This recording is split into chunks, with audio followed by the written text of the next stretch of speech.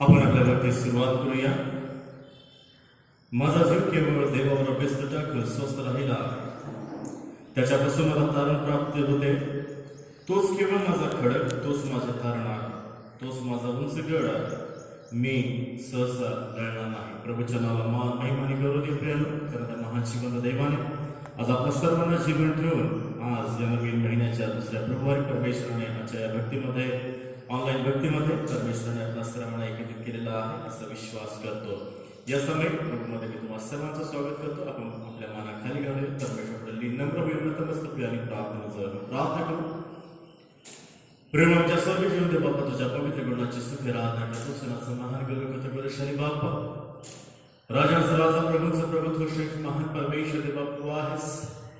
तू आमचा जिवंत देव आहेस. तुझ्या जिवंताच्या भूमीमध्ये आज आम्हाला जीवन देऊन प्रभू या प्रभुवारी आजच्या श्रावण दिवशी तुझ्या पवित्र चरणामध्ये येऊन आजच्या या ऑनलाईन भक्तीमध्ये तुझं गौरव करण्याची संधी दिलास बाप्पा. मी मनापासून आभार मानतो.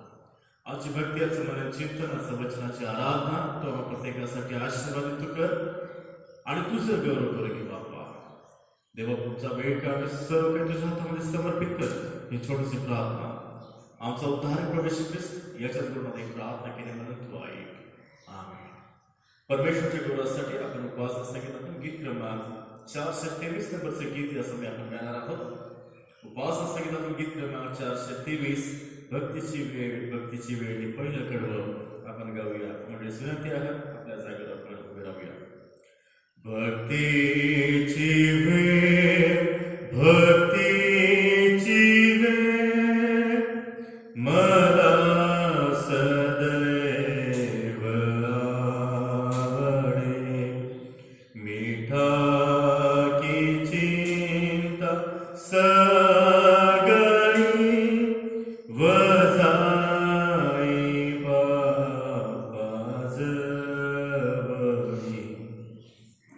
ती संकटाच्या समयी देईल शक्ती हृदयी. तै मोह पाश ही टळे अमूल्य ती भक्तीची वेळ, भक्तीची वेळ, भक्तीची वेळ. या समय प्रणालीपायचा शास्त्र भाग वाचणार आहोत. पवित्र शास्त्रातील स्तोत्र संहिता 24 आपण आळीपायचा शास्त्र भाग म्हणून या समय वाचणार आहोत. स्तोत्र संहिता 24 आणि 1 ते 10 वचन आळीपायचा शास्त्र भाग म्हणून आपण वाचूया. गौरवाचा राजा दाविदाचे स्तोत्र. पृथ्वी तिच्यावर सर्व काही परमेश्वराचे आहे, जग व त्यात राहणारे परमेश्वराचे आहेत. कारण त्यानेच संगतीचा पाय घातला, त्याने जलप्रवाहावर तिला स्थिर केले. परमेश्वराच्या डोंगरावर कोण चढेल? त्याच्या पवित्र स्थानात कोण उभा राहील? ज्याचे हात स्वच्छ आहेत आणि ज्याचे मन शुद्ध आहे, जो आपले चित्त असत्याकडे लावित नाही व कपटाने शपथ वाहत नाही, त्याला परमेश्वरापासून आशीर्वाद मिळेल. आपल्या उद्धारक दैवाच्या हातून तो नीतिमान ठरेल. त्याला शरण जाणारे हेच लोक होत. हे याकोबाच्या देवा, तुझ्या दर्शनासाठी उत्सुक असलेले ते हेच. अवश्य आपल्या कमानी उंच करा, पुरातन द्वारानं उंच व्हा. म्हणजे प्रतापशाली राजा आती. हा प्रतापशाली राजा कोण? बलवान पराक्रमी परमेश्वर, युद्धात पराक्रमी परमेश्वर तोच. अवश्य आपल्या कमानी उंच करा, पुरातन द्वारानं उंच व्हा. म्हणजे प्रतापशाली राजा आत येईल. हा प्रतापशाली राजा कोण? सेनाधीश परमेश्वर, हाच प्रतापशाली राजा. तो परमेश्वर ते वाचले माणूस नाशकरचे नाव मान गौरव आता सदा सर्व काळ असो. आमेन. वावानुग्रह तुझा इच्छा तव सुचावी. हे अनन्य गुरु राजा, प्रेमे मने व्यापावी. प्रिय येशू, धन्य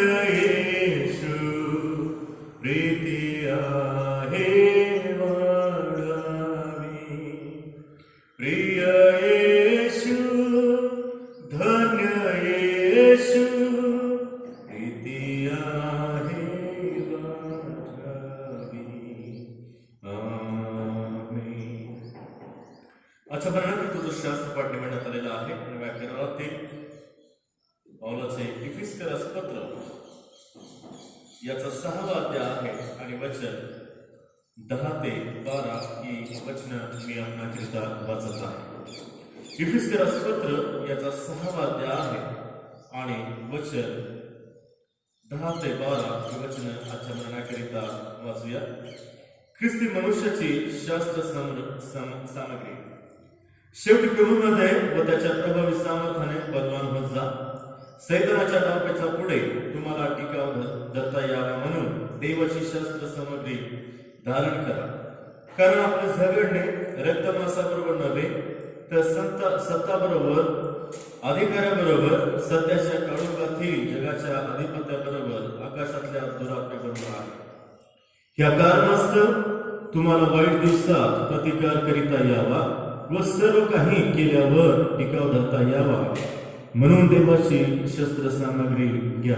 परमेश्वर देवा वाचले मानवचन आशा करो त्याच्या नावामा महिमाने गौरव आता सदा सर्व का युग या समय आपण देवाच्या नावाला धन्यवाद दिला प्रेम कारण त्या महान श्रीमंत देवाने आज देवाची सेवा करण्याकरिता परमेश्वराने त्याचा सेवक या नाथाने पुन्हा एकदा मला तुमच्या मध्यस्थी सेवा करण्याची संधी परमेश्वराने दिलेली आहे या ऑनलाईन भक्तीमध्ये आणि म्हणून देवाच्या नावाला मी गौरव देतो।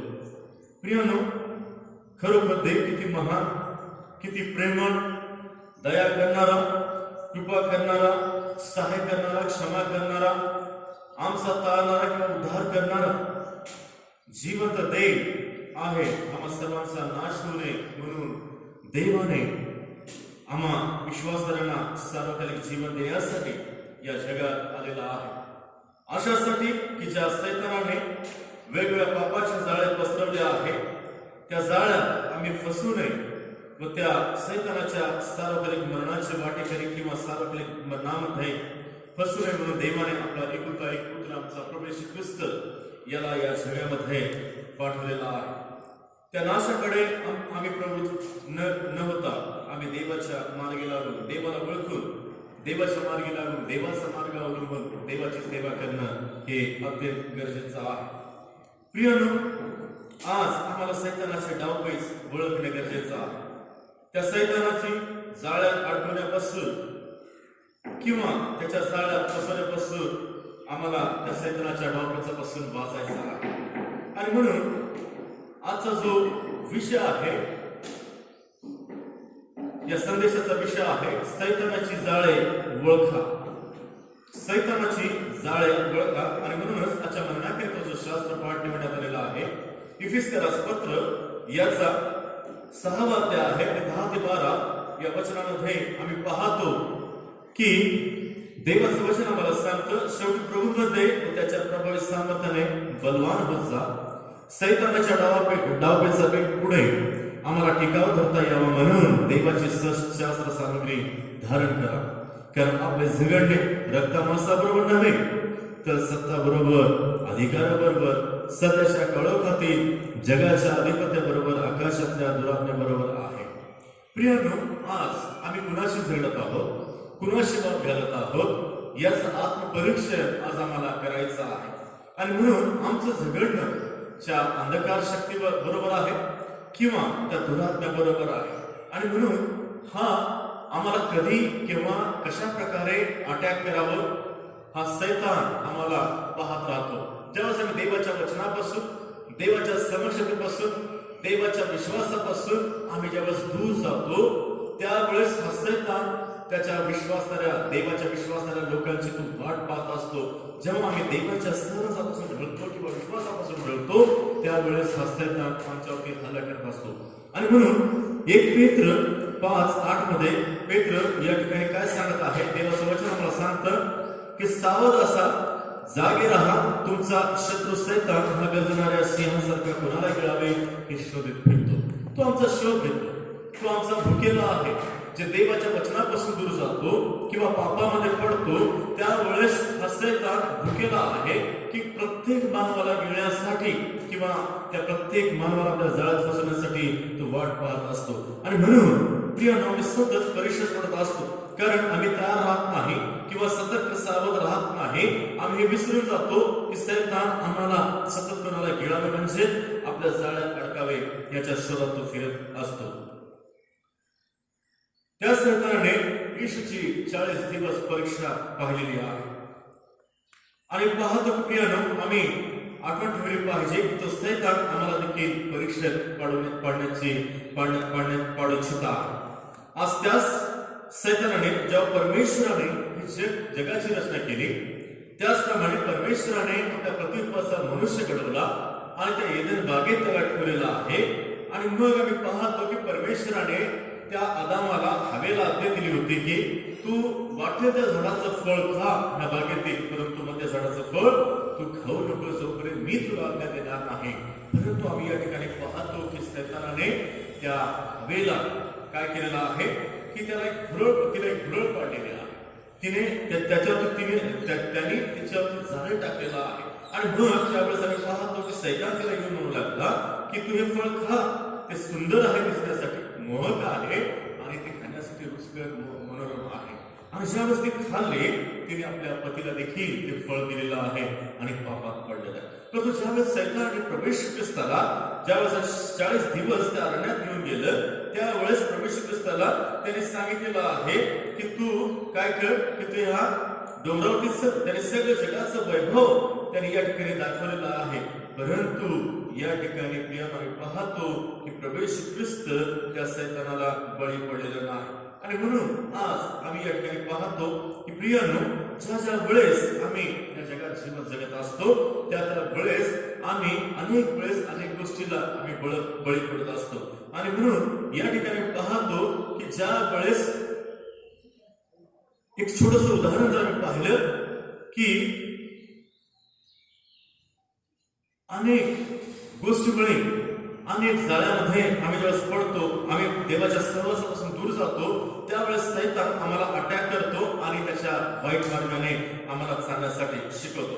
परंतु ज्यावेळेस प्रवेश ख्रिस्ताला त्याने अरण्यात घेऊन गेलेला आहे, त्याने वैभव दाखवलं, तर प्रवेश ख्रिस्त आपल्या पित्यापासून दूर झाला नाही, तर त्या येशूने त्याला सांगितलं आणि त्यावेळेस सैतान त्या ठिकाणाहून निघून गेलेला आहे.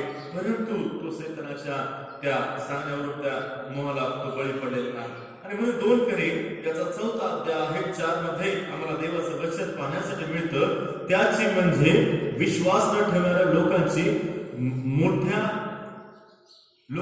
मने ह्या युगाच्या दैवताने आंधळी केली आहेत, अशा हेतूने की देवाची प्रतिमा जो ख्रिस्त त्याच्या तेजाच्या सुवार्तेचा प्रकाश त्याच्यावर प्रकाशू नये. प्रियानो या ठिकाणी पाहतो देवाचं पवित्र वचन आम्हाला सांगतं की या जगीत या राजाने किंवा ह्या सैतानाने आम्हाला काय केलेलं आहे, या युगाच्या दैवताने आम्हाला आमची डोळे आंधळी केलेले आहेत. आणि अशा हेतूने की त्या देवाचं वचन, देवाची सुवार्ता, त्याचा प्रकाश आमच्यावरती पडू नये, तर त्याच्या अंधारात आम्ही सतत राहावं, त्याची गुलाम म्हणून राहावं, हीच त्याची योजना आहे.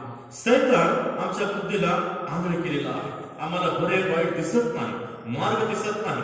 आम्ही विचार करतो पुढे मैदान आहे, परंतु वास्तविक पाहिल्यास पुढे काय आहे, दरी आहे. आणि म्हणून प्रियानो अनेक प्रकारचे मोह सैतान या जगामध्ये त्याच्या देवाच्या विश्वासाच्या लोकांसाठी ठेवलेला आहे. आणि आम्ही त्या मोहाला अट्रॅक्ट होतो किंवा आम्ही त्या मोहाला आकर्षित जातो आणि त्या मोहात पडतो, म्हणजेच पापात पडून आम्ही आज अनेक मानव या जगात नाश करून घेत आहे.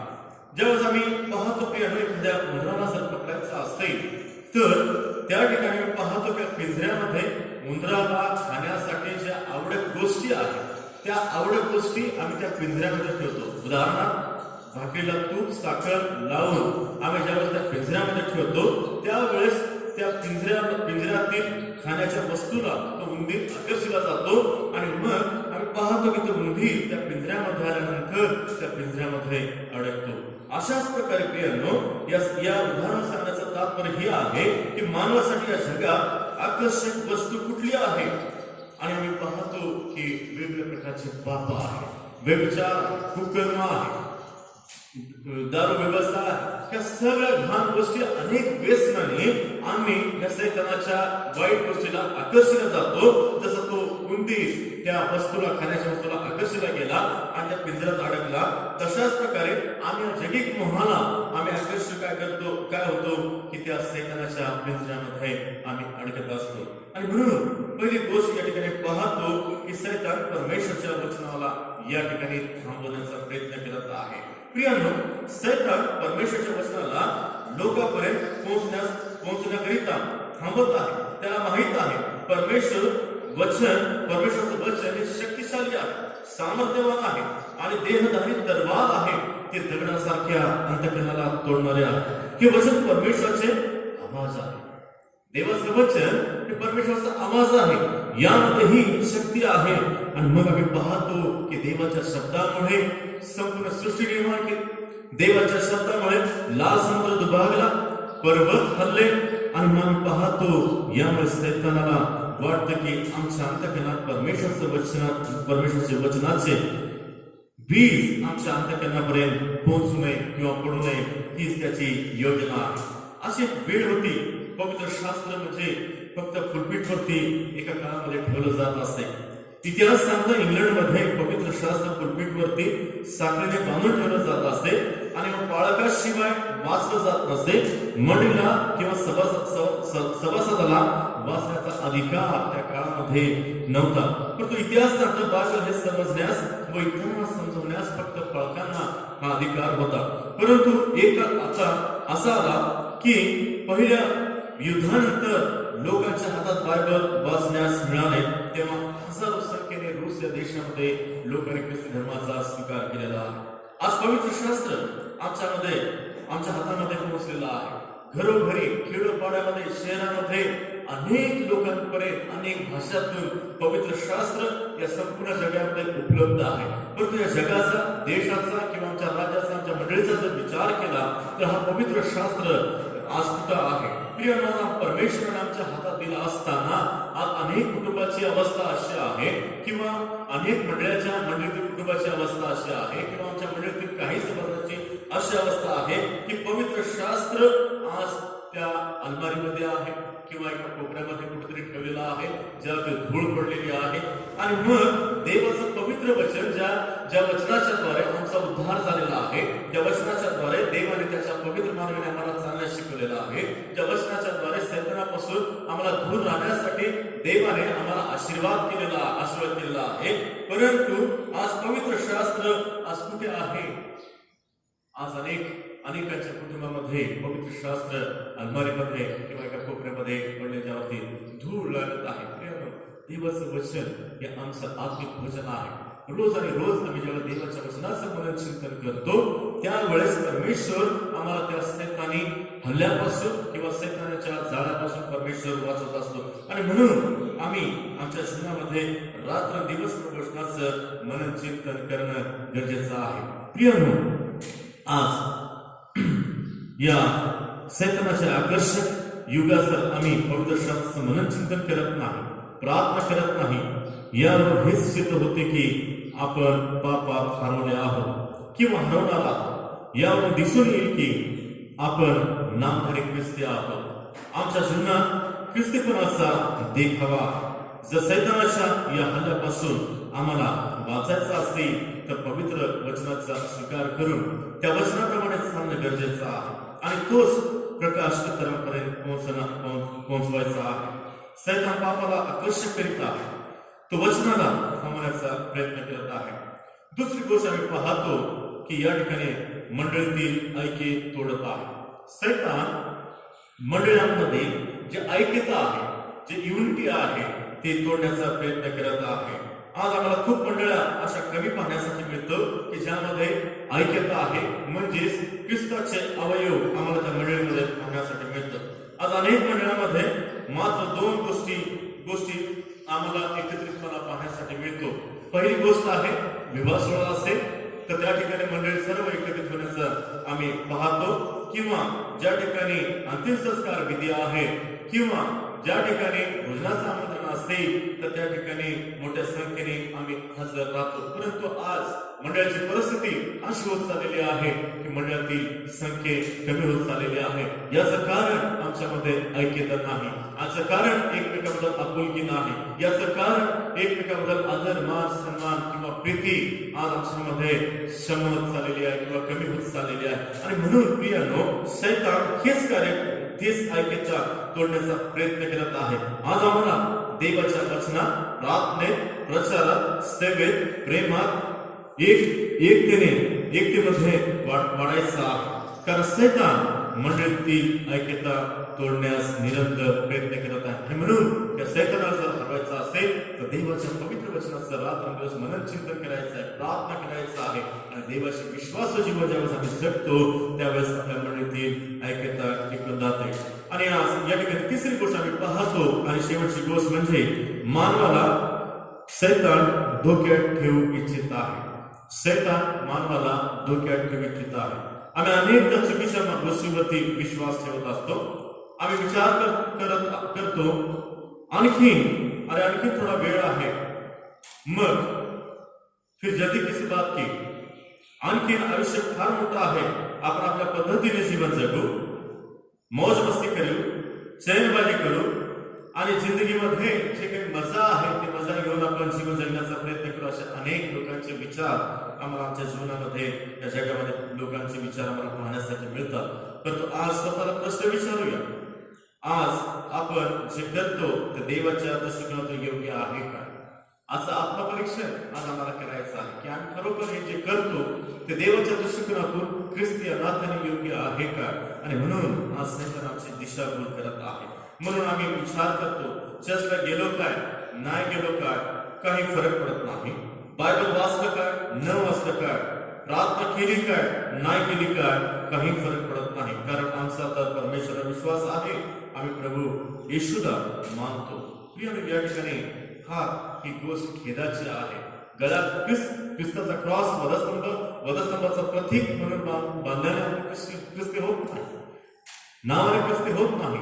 तर त्याचं आचरण करणं, त्याच्या मार्गाने चालणं, देवाच्या वचनाचं मनन चिंतन करणं हे फार महत्वाचं आहे. ज्यावेळेस आम्ही देवाच्या वचनाचं मनन चिंतन करतो तो शैतानाच्या धोक्यात राहू शकत नाही, तर देवाच्या आशीर्वादात तो वाढत असतो. आणि जर अशा प्रकारचा आमचा विचार असेल तर आम्हा विश्वासणाऱ्यामध्ये, इतर लोकांमध्ये फरक दिसून येणार नाही.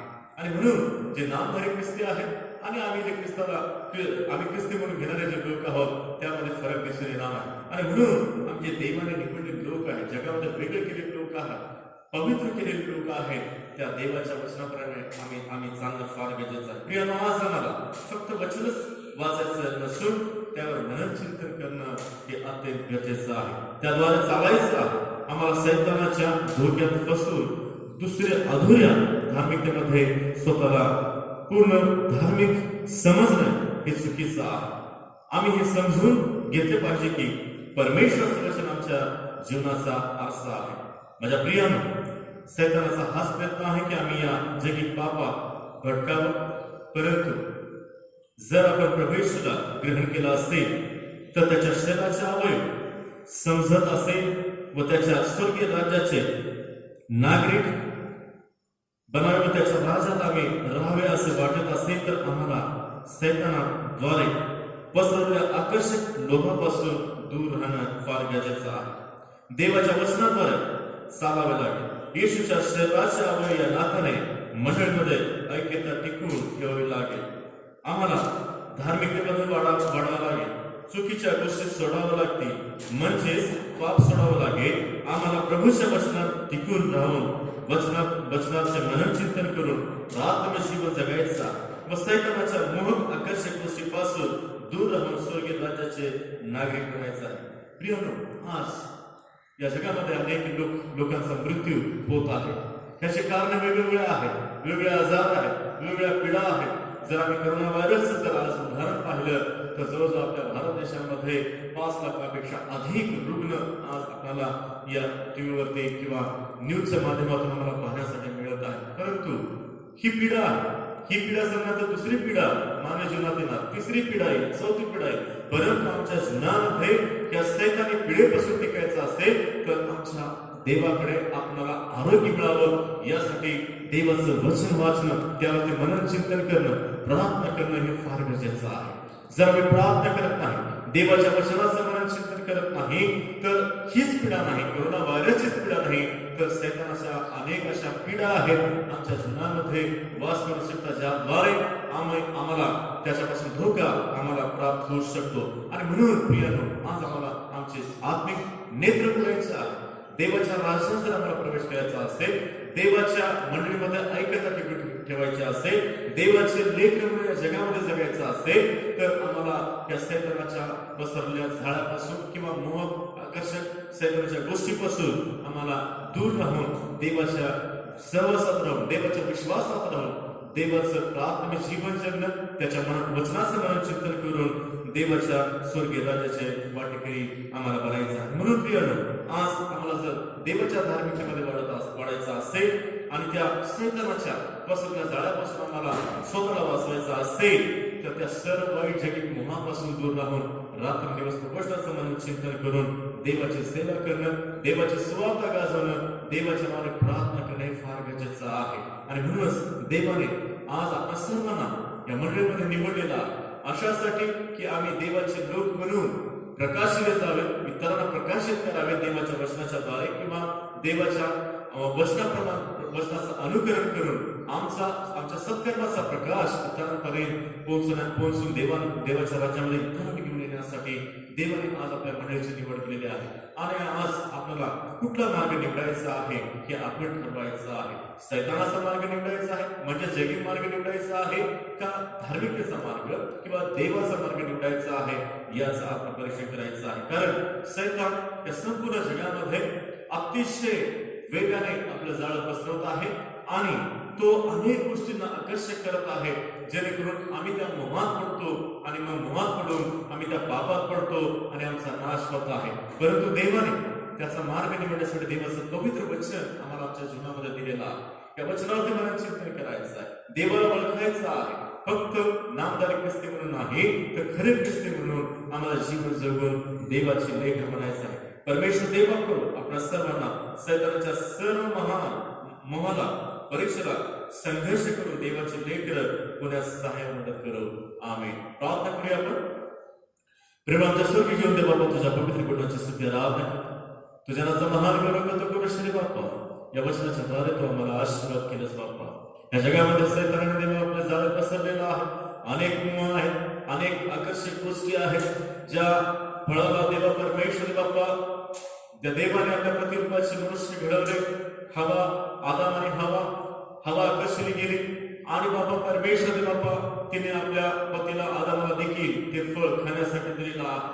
कारण सैतान म्हणतो की फळ फार सुंदर आहे, आकर्षक आहे, मोहक आहे, मनोरम आहे, खाण्यासाठी सुंदर आहे.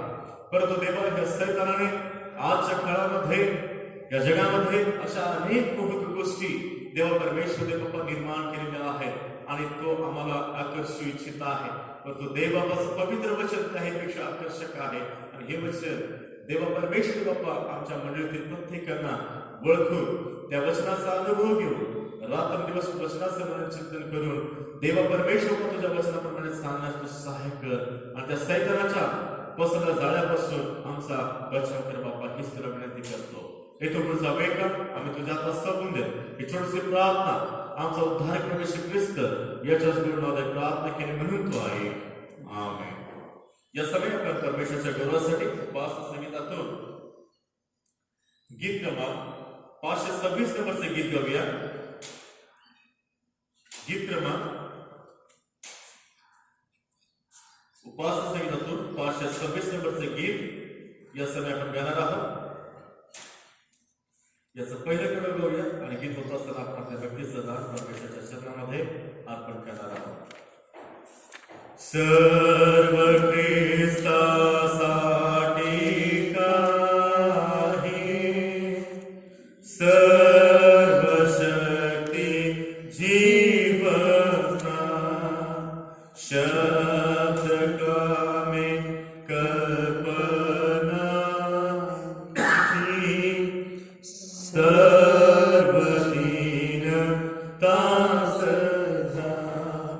येशू ख्रिस्ता सर्व काही आर्पिसारे जीने जा येशू ख्रिस्ता सर्व काही आर्पिसारे जीने जा आत हेही त्याचे पाय मार्गी चालाया नेत्र माझे त्या पाहाया ओठ स्तुती गावया येशू ख्रिस्ता सर्व काही अर्पिसारे जीने येशू ख्रिस्ता सर्व काही अर्पिसारे जीने जा. मंडळीसाठी सूचना आहे. विशेष करून आपण या समय प्रार्थना करणार आहोत की आपल्या मंडळीमध्ये जे आजारी आहेत, भाऊ थोरात त्यांची आत्या अतिशय आजारी आहे, वयोवृद्ध आहेत, त्यांच्यासाठी मंडळीने विशेष करून प्रार्थनेत आठवण ठेवावी. त्याचप्रमाणे आपण प्रार्थना करूया सुदर्शन घोडेराव त्यांच्यासाठी, त्यांना देखील आरोग्य प्राप्त व्हावं. स्टीवसाठी आपण प्रार्थना करणार आहोत. आणि आज विशेष करून आपल्या मंडळीच्या जुन्या मेंबर मिस स्वर्गवासी पारधे या देवाघरी गेलेल्या आहेत आणि भक्तीनंतर त्यांचा अंतिम संस्कार विधी होणार आहे. त्यांच्यासाठी देखील आपण प्रार्थना करू. त्यांच्या पश्चात त्यांच्या कुटुंबासाठी देखील आपण प्रार्थना करणार आहोत. प्रार्थना करूया.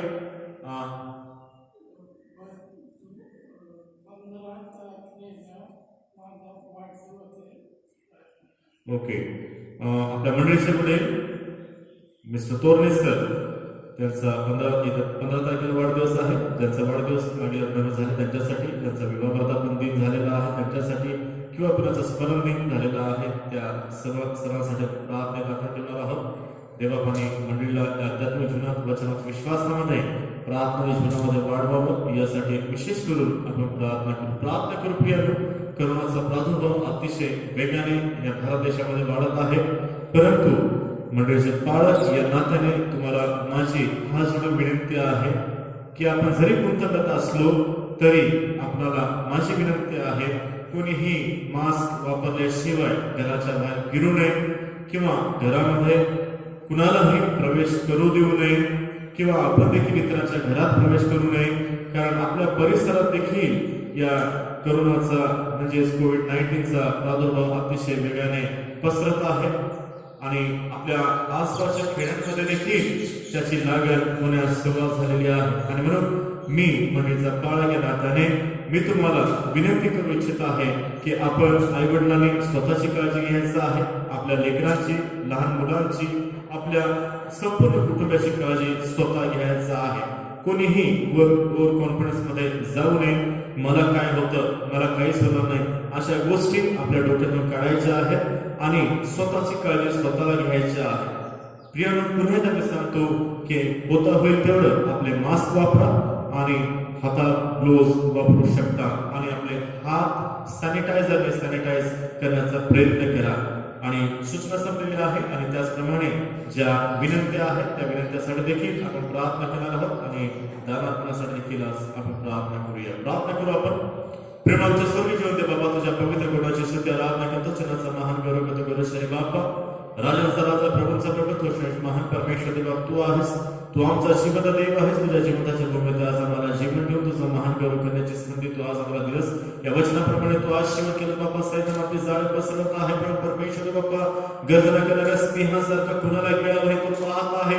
ज्यावेळेस आम्ही तुझ्या वचनापासून, तुझ्या विश्वासापासून, तुझ्या सहभागितेपासून आम्ही दूर जातो, त्यावेळेस सैतान आम्हाला त्याच्या आकर्षक मोहात आकर्षितो आणि म्हणून देवा परमेश्वर बाप्पा सर्व वाईट मोहापासून आमचा आमचा बचाव कर आणि तुझ्या राजा तुझ्या वचनाप्रमाणे तुझ्या वचनाचं मनन चिंतन करून तुझ्या वचनाप्रमाणे चालून तुझ्या प्रार्थना जीवन जगून देवा परमेश्वर बाप्पा तुझ्या वचनात टिकून राहून देवा प्रभू परमेश्वर बाप्पा त्या घाण मोहक जगिक आकर्षक गोष्टीपासून तू आमचा बचाव करा हीच तुला मी प्रार्थना करतो बाप्पा प्रभू परमेश्वर बाप्पा आजच्या काळामध्ये अनेक तरुण पिढी देवा परमेश्वर बाप्पा देवा परमेश्वर बाप्पा अनेक वाईट गोष्टीला आकर्षित जात आहे म्हणून देवा प्रभू प्रत्येकाचा सांभाळ कर प्रत्येकाचं सहाय कर आणि तुझं गौरव करू घे बाप्पा विशेष करून प्रार्थना करतो बाप्पा म्हणजे सर्व कुटुंब आम्ही तुझ्या हातामध्ये समर्पित करतो प्रत्येक कुटुंबाची शांती आणि आशीर्वादाची बरकत दे प्रत्येक कुटुंबाचा भरपूर असा आशीर्वाद पडतो प्रभू परमेश्वर ह्या मंडळात तुझ्या अध्यात्म जीवनात वचनात विश्वासामध्ये प्रार्थना जीवनामध्ये वाढव प्रभूजी मागील आठवड्यामध्ये ज्यांचा वाढदिवस झालेला आहे बाबा परमेश्वर दे बाप्पा